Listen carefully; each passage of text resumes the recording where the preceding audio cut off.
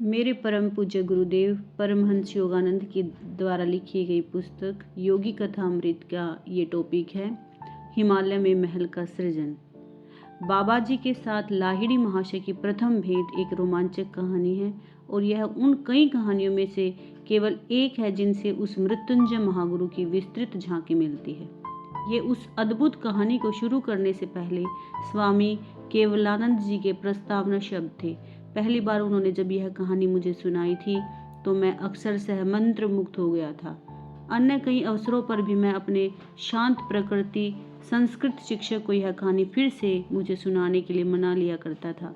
बाद में श्री युक्तेश्वर जी से भी मुझे लगभग उन्हीं शब्दों में वह फिर से सुनने को मिली। लाहिड़ी महाशय के इन दोनों शिष्यों ने यह रोमांचक कहानी सीधे अपने गुरु के मुंह से सुनी थी। लाहिड़ी महाशय ने बताया था, बाबा जी के साथ मेरी पहली भेंट मेरे 33वें वर्ष में हुई थी। 1861 के शरद ऋतु में मैं दानापुर में सरकार के मिलिट्री इंजीनियरिंग विभाग में अकाउंटेंट के पद पर कार्यरत था। एक दिन सुबह ऑफिसर मैनेजर ने मुझे अपने ऑफिस में बुलाया। लाहिड़ी, उन्होंने कहा, अभी अभी हमारे मुख्यालय से एक तार आया है। आपका स्थानांतरण रानीखेत कर दिया गया है, जहां सेना का एक कैंप स्थापित किया जा रहा है। एक नौकर को साथ लेकर मैं उस 500 मील की यात्रा पर निकल पड़ा। घोड़े और बग्गी से यात्रा करते हुए हम लोग 30 दिन में हिमालय में स्थित रानीखेत पहुंच गए। ऑफिस में मेरा काम बहुत भारी नहीं था, अतः उन भव्य पर्वतों में कई घंटों तक घूमते रहने का समय मेरे पास था। एक अफवाह मैंने सुनी थी कि बड़े बड़े संत उस क्षेत्र में निवास करते थे। उनके दर्शन करने की तीव्र इच्छा मेरे मन में जागी।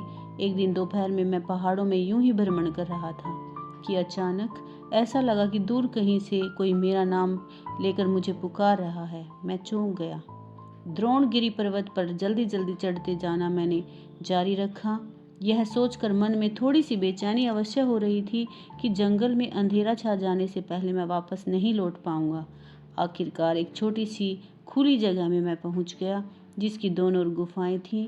वहीं पर बाहर को निकली एक चट्टान पर एक युवक मुस्कुराते हुए स्वागत के हिसाब से हाथ फैलाए खड़ा था। देखकर मुझे आश्चर्य हुआ कि ताम्र वर्ण केशों को छोड़कर वह दिखने में बिल्कुल मेरे जैसा ही था। लाहिड़ी, तुम आ गए? उस संत ने हिंदी में मुझसे कहा। यहाँ इस गुफा में आराम करो। वह मैं ही था जिसने तुम्हें पुकारा था। मैंने एक छोटी सी साफ सुथरी गुफा में प्रवेश किया, जिसमें कई ऊनी कंबल और कुछ कमंडल रखे हुए थे। लाहिड़ी, तुम्हें वह आसन याद है? उस योगी ने एक कोने में रखे कंबल की ओर हाथ दिखाया। नहीं महाराज, अपनी इस साहसिक यात्रा की विचित्रता पर मैं कुछ हक्का बक्का सा हो रहा था। मैंने आगे कहा, अब मुझे अंधेरा होने के पहले निकलना होगा, सुबह ऑफिस में काम है। उस रहस्यमय संत ने अंग्रेजी में उत्तर दिया, the office was brought for you and not you for the office. Office को तुम्हारे लिए लाया गया है, तुम्हें ऑफिस के लिए नहीं। मैं अवाक रह गया कि यह वनवासी तपस्वी न केवल अंग्रेजी बोलता है, बल्कि ईसा मसीह के शब्दों का अर्थ भी इसके शब्दों में ध्वनित हो रहा है। मैं देख रहा हूँ कि मेरे तार ने अपना काम किया है। योगी की इस टिप्पणी का अर्थ मेरी समझ में नहीं आया। मैंने उनसे इसका अर्थ पूछा। मैं उस तार की बात कर रहा हूँ जिसके कारण तुम इस निर्जन प्रदेश में पहुँच गए हो। मैंने ही तुम्हारे वरिष्ठ अधिकारी के मन को गुप्त रूप से यह सुझाव दिया था कि तुम्हारा स्थानांतरण रानीखेत कर दिया जाए।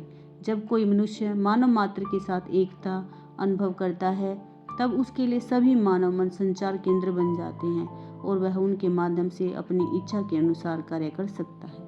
फिर उन्होंने कहा, लाहिड़ी, निश्चय यह गुफा तो तुम्हें सुपरिचित प्रतीत होती होगी।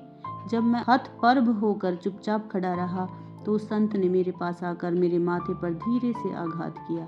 उनके चुंबकीय स्पर्श से मेरे दिमाग में अद्भुत प्रवाह बह पड़ा, जिसने मेरे पूर्व जन्म की मधुर स्मृतियां जगा दी। मुझे याद आ गया। आनंद के आवेग से मेरा कंठ अवरुद्ध सा हो गया। आप मेरे गुरु बाबा जी हैं, जो सदा ही मेरे रहे हैं। अतीत के दृश्य मेरे मन में स्पष्टता के साथ उभर रहे थे। यहाँ इसी गुफा में मैंने अपने पिछले जन्म के कई वर्ष बिताए थे। स्मृतियों से भाव विभोर होकर मैंने अश्रुपात करते हुए अपने गुरुदेव के चरणों का आलिंगन किया। 3 दशकों से भी अधिक समय से मैं तुम्हारे लौट आने की प्रतीक्षा कर रहा हूँ। स्वर्गीय प्रेम से बाबा जी की आवाज़ झनकृत हो रही थी। तुम निकल गए और मृत्युपरांत जीवन की प्रचंड लहरों में खो गए। तुम्हारे कर्मों की जादुई छड़ी ने तुम्हारा स्पर्श किया और तुम चले गए। तुम्हारी दृष्टि मुझसे हट गई, पर मेरी दृष्टि से तुम कभी ओझल नहीं हुए। इस सूक्ष्म ज्योति सागर से में भी मैं तुम्हारे पीछे था। जहाँ तेजस्वी देवता विचरते हैं, अपने बच्चे की रक्षा करने वाले पक्षी की तरह मैं अंधकार, तूफान, उथल पुथल और प्रकाश में सतत तुम्हारे पीछे पीछे चलता रहा। जब तुम मानव गर्भावस्था में थे और जब तुम शिशु रूप में तुमने जन्म लिया, तब भी मेरी दृष्टि लगातार तुम पर ही लगी हुई थी। जब तुम घुर्नी की नदी में अपने नन्हे शरीर को पद्मासन में स्थिर कर बालू से ढक लेते थे, तब भी अदृश्य रूप से मैं वहां उपस्थित रहता था। महीनों भर महीने और वर्षों पर वर्ष इसी शुभ दिन की प्रतीक्षा करता हुआ मैं तुम पर दृष्टि रखता आया हूँ। अब तुम मेरे पास आ गए हो। यह रही तुम्हारी गुफा जो तुम्हें कभी इतनी प्रिय थी। मैंने तुम्हारे लिए सदा इसे साफ सुथरी और तैयार रखा है। यह रहा तुम्हारा पवित्र कंबल आसन, जिस पर बैठकर तुम प्रतिदिन अपने विस्तारित होते हृदय में भगवान को भर लेते थे। यह रहा तुम्हारा कटोरा, जिसे तुम मेरे बनाए हुए अमृत का पान करते थे। देखो, इस पीतल के कटोरे को मैंने कैसे चमका कर रखा हुआ है, ताकि किसी दिन फिर से तुम इसका उपयोग कर सको। मेरे अपने पुत्र, क्या अब तुम्हारी समझ में आ गया है? मेरे गुरुदेव, मेरे पास कहने के लिए और क्या हो सकता है? गदगद स्वर में मैं धीरे से बोला। कहीं किसी ने कभी ऐसे अमर प्रेम के बारे में भी सुना है? मैं अपने शाश्वत धन, जीवन और मरण में अपने साथ रहने वाले अपने गुरु की ओर आनंद विभोर होकर लंबे समय तक देखता रहा। लाहिड़ी, तुम्हारी शुद्धि आवश्यक है। इस कटोरे में रखा तेल पी लो और जाकर नदी किनारे लेटे रहो। इस बात की स्मृति मन में जागते ही मेरे होठों पर एक क्षण के लिए मुस्कुराहट आ गई कि बाबा जी की व्यवहारिकता सदैव सर्वोपरि रहती है। मैंने उनके निर्देशों का पालन किया। हिमालय की अति ठंडी रात गहरी होती जा रही थी, फिर भी मेरे भीतर एक सुखद उष्णता फैल रही थी। मुझे आश्चर्य हुआ, क्या उस अज्ञात तेल में दिव्य उष्णता का कोई गुण था? अंधकार में चारों ओर से बर्फीली हवाएं मुझे थपेड़े मार रही थी और चीखती हुई भयंकर रूप से ललकार रही थी। पथरीले किनारे पर सीधे लेटे मेरे शरीर से गोगास नदी की लहरें बार बार टकराने लगी। आसपास बाघों की गर्जना सुनाई दे रही थी, पर मेरा हृदय भय से पूर्ण मुक्त था। मुझ में उत्पन्न होती जा रही नवजात शक्ति मुझे अभेद्य सुरक्षा के प्रति आश्वस्त कर रही थी। कई घंटे बड़ी तेजी से बीत गए। गत जन्म की अस्पष्ट स्मृतियां अपने गुरु के साथ पुनर्मिलन के मेरे वर्तमान उज्जवल विचारों में घुलने मिलने लगी। किसी के निकट आने की आहट से एकांत में पड़े पड़े चल रही मेरी विचारधारा भंग हो गई। अंधेरे में एक आदमी के हाथ ने मुझे खड़ा होने में सहायता की और कुछ सूखे वस्त्र दिए। आओ बंधु, उस आदमी ने कहा। गुरुदेव तुम्हारी प्रतीक्षा कर रहे हैं। जंगल में मुझे रास्ता दिखाता हुआ वह मेरे आगे आगे चलने लगा। जब हम अपने रास्ते के एक मोड़ पर पहुंचे, तब अचानक दूर दिखाई देने वाले एक स्थिर प्रकाश से रात में उजाला हो गया। क्या सूर्योदय हो रहा है? मैंने पूछा। पूरी रात तो अवश्य ही नहीं बीती है, मध्य रात्रि का समय है, मेरा मार्गदर्शक मृदुल हंसी हंसते हुए बोला। वहां दूर जो प्रकाश दिख रहा है वह एक स्वर्ण महल की आभा है, जिसका सृजन अद्वितीय महागुरु बाबा जी ने आज रात किया है। सुदूर अतीत में कभी तुमने महल के सौंदर्य का आनंद लेने की इच्छा व्यक्त की थी।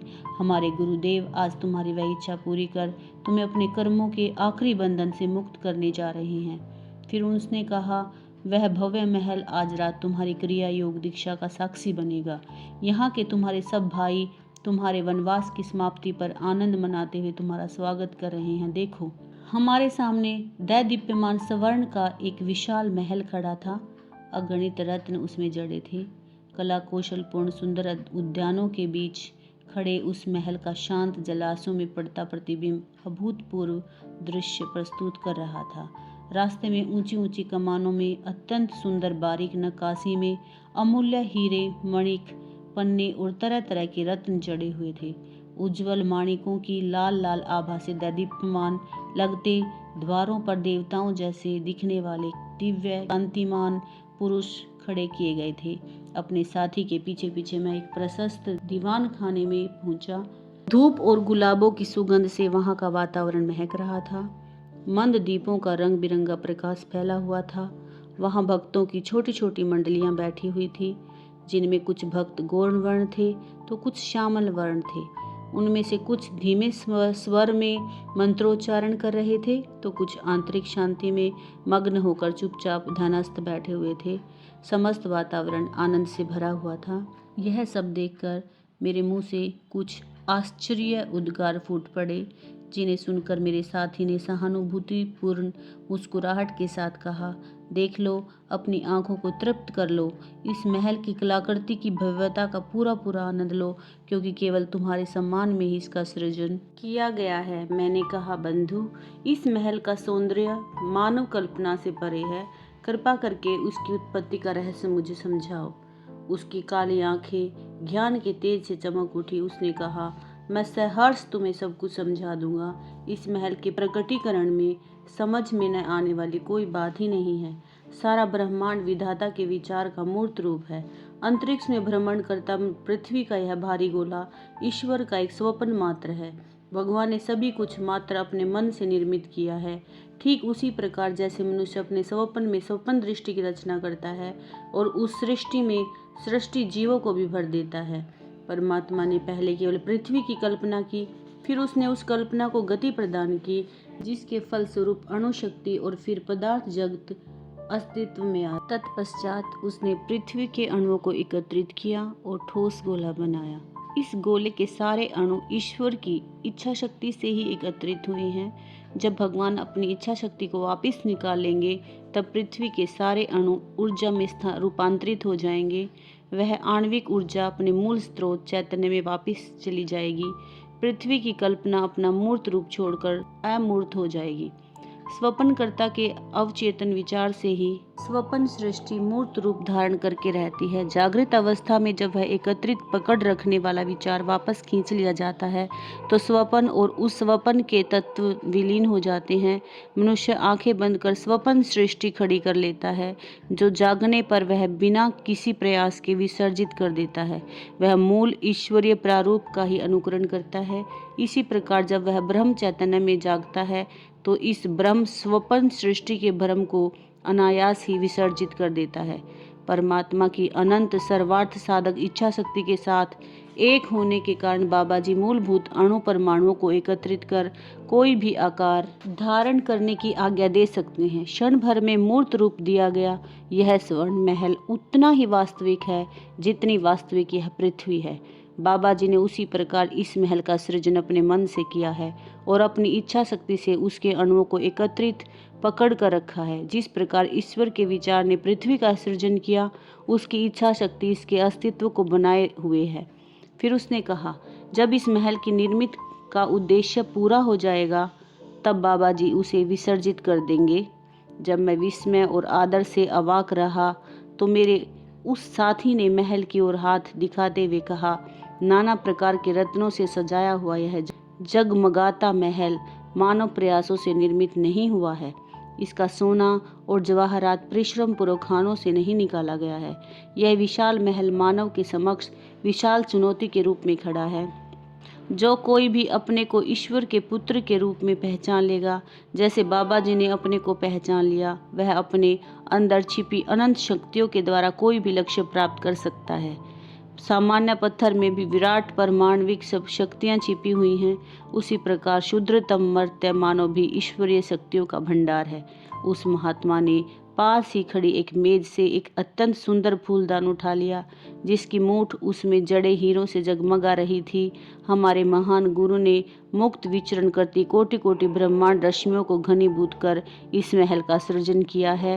वह कहता गया, इस फूलदान को और हीरों को स्पर्श करके देखो, ये इंद्रियानुभूति की हर कसौटी पर खरे उतरेंगे। मैंने फूलदान का परीक्षण किया। उसके हीरे किसी महाराज के विशेष संग्रह में लगे रहने लायक थे।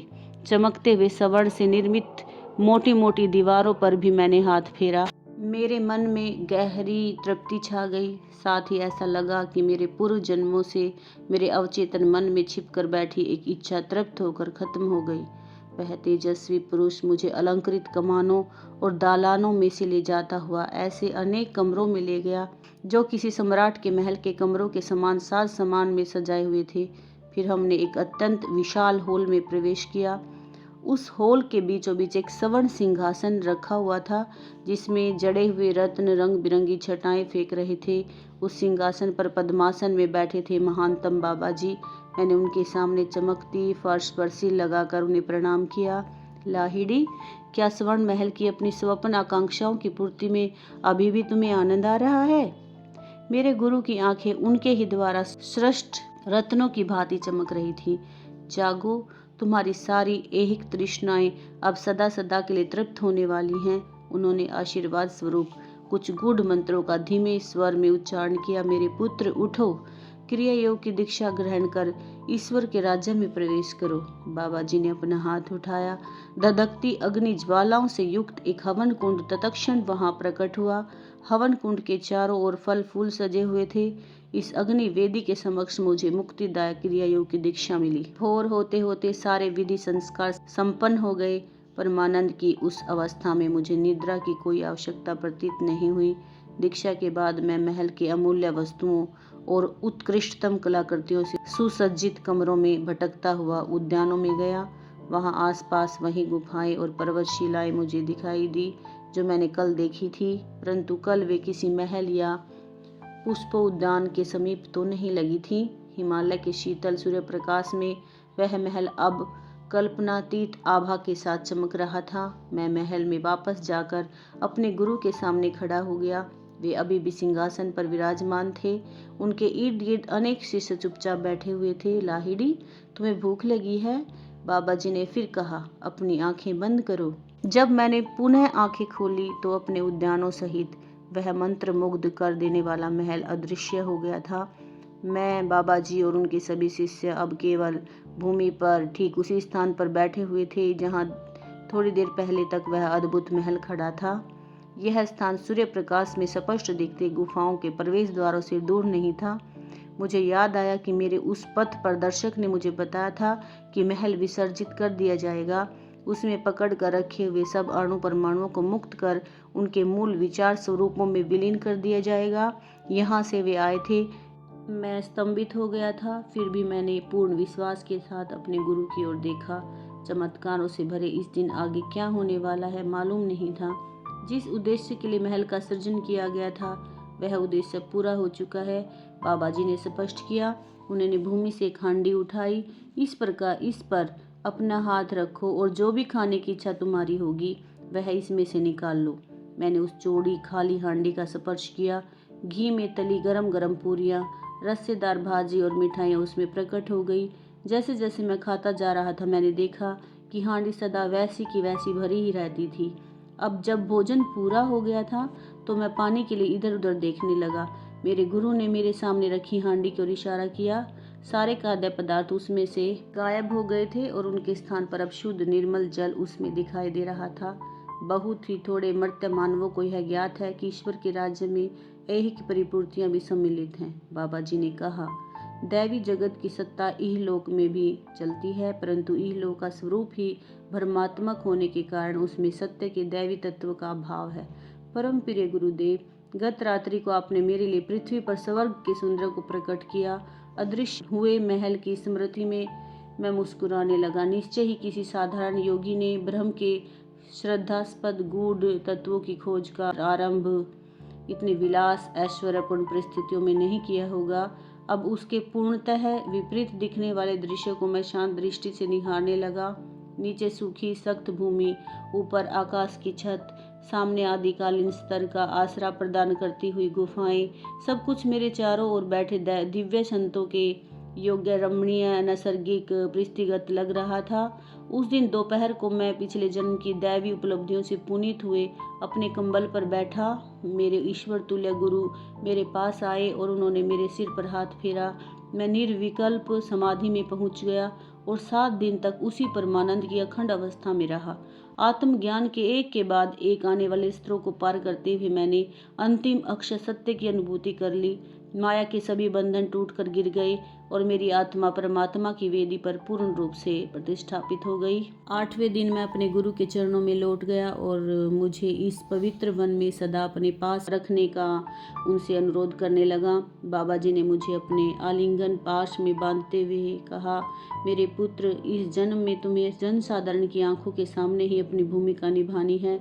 इस जन्म से पूर्व अनेक जन्मों में निर्जन प्रदेशों में तपस्या कर तुम धन्य हो चुके हो। अब तुम्हें मनुष्य के संसार में जाकर उनसे मिल जाना होगा। इस बात के पीछे गहरा उद्देश्य था कि इस जन्म में तुम विवाह कर ग्रस्त बनने और परिवार एवं पारिवारिक उत्तरदायित्वों से घिरे जाने से पहले मुझसे नहीं मिले।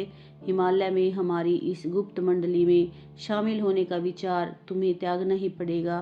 तुम्हारा जीवन आदर्श गृहस्थ योगी का उदाहरण बनकर शहरों की भीड़ भाड़ के बीच रहने के लिए है। वे आगे कहते गए, व्याकुल संसारी नर नारियों का आर्तनाद महापुरुषों के कानों से टकराकर अनसुना नहीं हो गया। तुम्हें सच्चे जिज्ञासुओं को क्रिया योग के माध्यम से आध्यात्मिक दिलासा देने के लिए चुना गया है। पारिवारिक बंधनों और भारी सांसारिक कर्तव्यों से दबे लक्ष लोगों को उन समान ही ग्रस्त जीवन व्यतीत करने वाले तुमसे नई हिम्मत मिलेगी। वह समझने में तुम्हें उनकी सहायता करनी होगी कि उच्चतम योगिक उपलब्धियां ग्रस्तों के लिए दुष्प्राप्य नहीं हैं। संसार में रहकर भी जो योगी व्यक्तिगत स्वार्थ और आसक्तियों को त्याग कर पूर्ण निष्ठा के साथ अपने कर्तव्यों का निर्वाह करता है, वह ब्रह्म ज्ञान प्राप्ति के सुनिश्चित मार्ग पर भी चल रहा होता है। तुम्हारे लिए संसार को त्यागने की कोई आवश्यकता नहीं है, क्योंकि आंतरिक स्तर पर तुमने पहले ही इसके प्रत्येक कर्म बंधन को तोड़ दिया है। इस संसार के नए होते हुए भी तुम्हें उसी में रहना है। अभी कई वर्षों तक तुम्हें पूर्ण अंतःकरण पूर्वक अपने पारिवारिक, व्यावसायिक, नागरिक और आध्यात्मिक कर्तव्यों को पूरा करना है। संसारी मनुष्यों के रुक्ष हृदयों में से एक नई मधुर दिव्य आशा का संचार करना है। तुम्हारे संतुलित जीवन से यह बात उनकी समझ में आ जाएगी कि मुक्ति बाह्य त्याग पर नहीं बल्कि आंतरिक वैराग्य पर निर्भर करती है। जब मैं हिमालय के उच्च निर्जन प्रदेश में अपने गुरु की बातें सुन रहा था, तब मेरा परिवार, ऑफिस, संसार कितना सुदूर लग रहा था। फिर भी उनके शब्दों में वर्ज सत्य तो था ही। अतः विवश होकर मुझे शांति के उस स्वर्ग को छोड़कर जाने की बात माननी ही पड़ी। गुरु से शिष्य को योग विद्या के दिए जाने के संबंध में बाबा जी ने मुझे प्राचीन कठोर नियमों का ज्ञान कराया। उन्होंने कहा, केवल योग्य शिष्यों को ही क्रिया की है कुंजी देना। ध्यान के विज्ञान द्वारा जीवन के अंतिम रहस्यों का पता लगाने के लिए केवल वही योग्य है जो ईश्वर की खोज में अन्य सब कुछ त्याग देने का संकल्प करता है। दयामय गुरुदेव, विलुप्त हुई क्रिया योग विद्या का पुनरुद्धार कर आपने पहले ही मानव जाति पर इतनी बड़ी कृपा की है। अब शिष्यत्व की कठोर आवश्यकताओं को शिथिल करके क्या और थोड़ी कृपा नहीं करेंगे? मैं अनुनयपूर्वक बाबा जी की ओर देखता रहा। मेरी आपसे प्रार्थना है कि आप मुझे सभी सच्चे जिज्ञासुओं को क्रिया योग सिखाने की अनुमति प्रदान करें। भले ही वे प्रारंभ में पूर्ण आंतरिक वैराग्य की प्रतिज्ञा न कर पाए, संसार की त्रिविध तापों से त्रस्त नर नारियों को विशेष प्रोत्साहन देने की आवश्यकता है। यदि क्रिया दीक्षा से उन्हें वंचित रखा जाए तो शायद वे कभी मुक्ति के मार्ग पर चलने का प्रयास ही न करें। तथास्तु, तुम्हारे माध्यम से ईश्वरीय इच्छा प्रकट हुई है। जो भी विनम्रता के साथ तुमसे सहायता की याचना करे, उन सबको क्रिया दे दो, करुणामय गुरुदेव ने कहा। थोड़ी देर मौन रहकर बाबा जी ने कहा, अपने प्रत्येक शिष्य को भगवत गीता का वह अमर वचन अवश्य बताना। सव अल्पमम अपस्यस्य धर्मस्य त्रायते में महतो भयात। इस धर्म का थोड़ा सा भी साधन जन्म मृत्यु के चक्र में निहित महान भय से तुम्हारी रक्षा करेगा। दूसरे दिन प्रातःकाल जब मैं विदा लेने के लिए गुरुदेव के चरणों में प्रणाम कर रहा था, तब उन्हें छोड़कर जाने में मेरी गहरी अनिच्छा को उन्होंने भांप लिया। हम लोगों के लिए कोई वियोग नहीं है प्रियवत्स। उन्होंने प्रेम से मेरे कंधे का स्पर्श किया। तुम जहाँ कहीं भी रहोगे, जब भी मुझे बुलाओगे, मैं तत्क्षण तुम्हारे सामने प्रकट हो जाऊंगा। उनके इस अमूल्य वरदान से आश्वस्त होकर और ब्रह्म ज्ञान के नव प्राप्त स्वर्ण से समृद्ध होकर मैं पर्वत से नीचे उतरने लगा। ऑफिस में मेरे सहयोगियों ने मेरा स्वागत किया। 10 दिन तक वे सोच रहे थे कि मैं हिमालय के जंगलों में खो गया था। इसके शीघ्र बाद ही मुख्यालय से एक पत्र आया। उस पत्र में लिखा था, लाहिड़ी को दानापुर कार्यालय में वापस भेज दीजिए। उनका रानीखेत स्थानांतरण गलती से हुआ है। रानीखेत में किसी दूसरे आदमी को भेजा जाना चाहिए था। भारत के इस दूरतम स्थान में मुझे पहुंचा देने वाली घटनाओं के पीछे छिपे गुप्त प्रवाहों का विचार कर मैं मुस्कुरा रहा था। दानापुर वापस लौटने के पहले मैं मुरादाबाद के एक बंगाली परिवार के घर में कुछ दिन रहा। वहाँ 6 मित्र मुझसे मिलने आए। जब मैंने चर्चा का रुख आध्यात्मिक विषयों की ओर मोड़ दिया तो जिसके घर में मैं ठहरा था उस व्यक्ति ने उदास स्वर में कहा, ओ, आजकल भारत संतों से विहीन हो गया है। मैंने जोर से उसका विरोध किया। बाबू, अभी भी इस भूमि में महान संत विद्यमान हैं। आध्यात्मिक उत्साह के कारण हिमालय के अपने चमत्कारपूर्ण अनुभवों का वर्णन करने की उत्कट प्रेरणा मेरे मन में जाग गई। मित्र मंडली ने विनम्रतापूर्वक अविश्वास व्यक्त किया। उनमें से एक ने सांत्वना के स्वर में कहा, लाहिड़ी, पर्वतों की विरल हवा में तुम्हारे मस्तिष्क पर दबाव डाला है। तुमने अभी भी जो बताया है वह कोई दिवा स्वप्न है। सच्चाई के जोश में मैंने बिना सोचे समझे बोल दिया, यदि मैं अपने गुरु को पुकारूं तो वे अभी इसी घर में प्रकट हो जाएंगे। सबकी आंखें कौतूहल से चमक उठी। इसमें कोई आश्चर्य नहीं था कि वे सब ऐसी किसी घटना को देखने के लिए उत्सुक थे। कुछ अनिच्छापूर्वक ही मैंने एक शांत कमरे और 2 नए ऊनी कंबलों की व्यवस्था करने के लिए कहा। गुरुदेव हवा में से यहाँ प्रकट होंगे। मैंने कहा, दरवाजे के बाहर शांत बैठे रहो, मैं जल्दी ही आप लोगों को बुला लूँगा। ध्यान की अवस्था में डूबकर मैं विनम्रता पर गुरुदेव का आह्वान करने लगा। अंधेरे कमरे में मंद शांतिदायक प्रकाश भर गया। बाबा जी की तेजस्वी ज्योतिर्मय मूर्ति प्रकट हो गई। लाहिड़ी, क्या तुम मुझे ऐसे फालतू बातों के लिए बुलाते हो? गुरुदेव की दृष्टि कठोर थी। सत्य सच्चे साधकों के लिए है, व्यर्थ कौतूहल वालों के लिए नहीं है। देखने के बाद विश्वास करना तो आसान है, उसमें फिर किसी आत्मशोध की आवश्यकता ही नहीं रहती। इंद्रियातीत सत्य की खोज केवल वही लोग कर पाते हैं जो अपनी स्वाभाविक संसार जन्य शंका कुशंकाओं से ऊपर उठते हैं, और केवल वही इसके अधिकारी भी हैं। फिर उन्होंने गंभीर होकर कहा, मुझे जाने दो।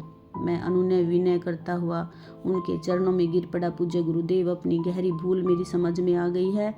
मैं उसके लिए आपसे क्षमा मांगता हूँ। आध्यात्मिक दृष्टि से इन अंधे लोगों के हृदय में विश्वास जगाने के लिए ही मैंने आपको बुलाने का साहस किया है।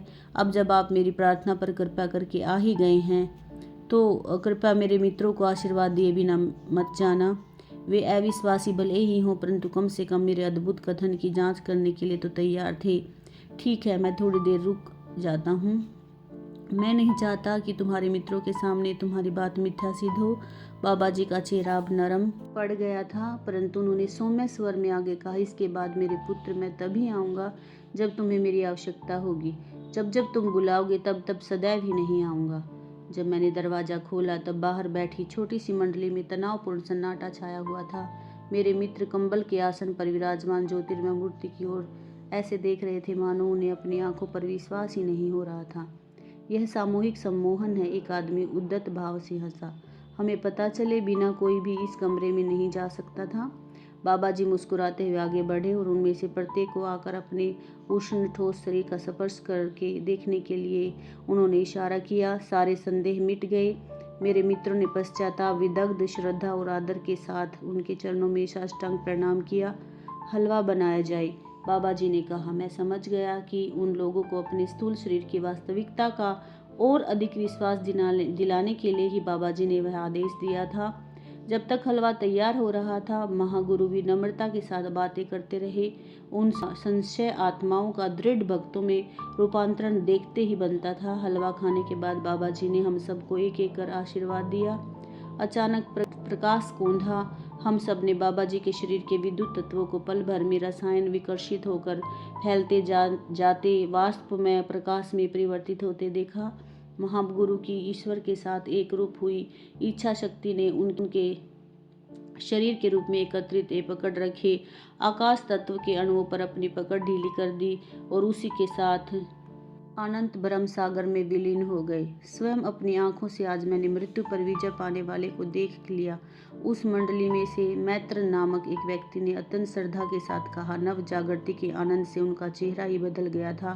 परम गुरु देश और काल के साथ ऐसे खिलवाड़ कर गए जैसे कोई बच्चा पानी के बुलबुलों के साथ खेलता है।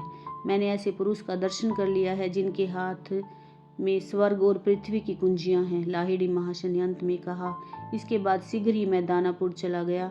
परम तत्व में दृढ़ता के साथ स्थिर होकर मैंने पुनः ग्रस्त के बहुविध पारिवारिक और व्यावसायिक दायित्वों को अंगीकार कर लिया। लाहिड़ी मासा ने स्वामी केवलानंद और स्वामी युक्तेश्वर जी को बाबा जी के साथ अपनी एक और भेंट की कहानी भी बताई थी। वह अवसर उन अनेक अवसरों में से एक था जब परम गुरु ने अपना वचन निभाया था कि मैं तभी आऊँगा जब तुम्हें मेरी आवश्यकता होगी। घटना स्थल था इलाहाबाद का एक कुंभ मेला। लाहिड़ी महाशय ने अपने शिष्यों को बताया था, ऑफिस के थोड़े दिनों की छुट्टियों में मैं वहां गया था। कुंभ मेले में सम्मानित होने के लिए दूर दूर से आए साधु सन्यासियों के बीच में घूम रहा था। तभी मेरी दृष्टि भस्म रमाए हाथ में भिक्षा पात्र लिए एक साधु पर पड़ी। तुरंत ही मेरे मन में विचार उठा कि वह साधु पाखंडी है, जिसने वैराग्य के बाह्य चिन्ह तो धारण कर लिए हैं, पर अनंतरतः वह उन चिन्हों से संबंध चारुता नहीं है। इस साधु से आगे बढ़ा ही था कि मेरी विस्मित दृष्टि बाबा जी पर पड़ी। वे एक जटाधारी सन्यासी के आगे नतमस्तक थे। गुरुजी मैं क्षण भर में उनके पास पहुंच गया। प्रभु, आप यहाँ क्या कर रहे हो? मैं इस सन्यासी का पद प्रक्षालन कर रहा हूँ, इसके बाद मैं इसके खाना पकाने के बर्तन मांजूंगा। बाबा जी मेरी ओर देखकर किसी नन्हे शिशु की तरह मुस्कुराए। मैं समझ गया कि वे मुझे सूचित कर रहे थे कि मैं कभी किसी की आलोचना न करूं, बल्कि सभी देव मंदिरों में समान रूप से वास करने वाले ईश्वर को देखूं, वह देह मंदिर चाहे उच्च व्यक्ति का हो या नीच व्यक्ति का हो। और फिर परम गुरु ने कहा, ज्ञानी अज्ञानी साधुओं को सेवा करके मैं उस सबसे बड़े सद्गुण को सीख रहा हूँ जो ईश्वर को अन्य सभी सद्गुणों से अधिक प्रिय है, वो है विनम्रता। इस प्रकार लाहिड़ी महाशय जी की कहानी से हमें ये शिक्षा लेनी चाहिए कि सांसारिक धर्म को निभाते हुए भी हम आध्यात्म की कई सीढ़ियों को पार कर सकते हैं। उनके वचनों के आधार पर हम कह सकते हैं कि हिमालय या पहाड़ों की ज़रूरत नहीं है आध्यात्म के लिए। आध्यात्मिकता को हम अपने मन में स्थापित कर सकते हैं। आध्यात्मिकता हम संसारी जीवन के अपने कर्तव्यों को निभाते हुए भी पूरा कर सकते हैं। धन्यवाद।